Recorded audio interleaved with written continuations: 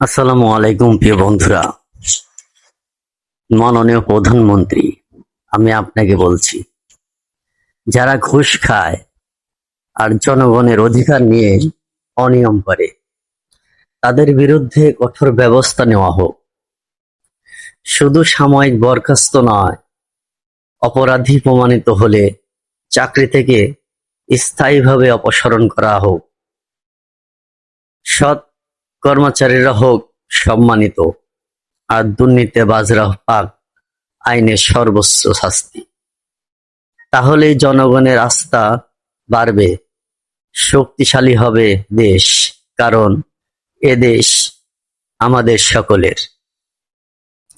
আমরা অনেক সময় লক্ষ্য করি, কোনো সরকারি কর্মকর্তা কর্মচারী বড় ধরনের অপরাধ করার পরেও তাকে প্রত্যাহার করা হয়।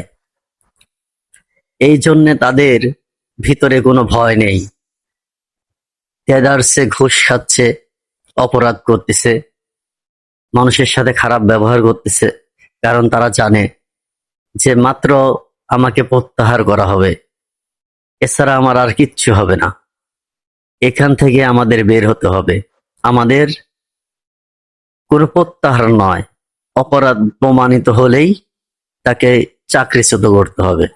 তাহলে দেখবেন এদেশে যারা এগুলা করছে তাদের ভিতরে একটা ভয় ঢুকবে এবং তারা চিন্তা করবে যে না, এই অপরাধগুলো আর করা যাবে না।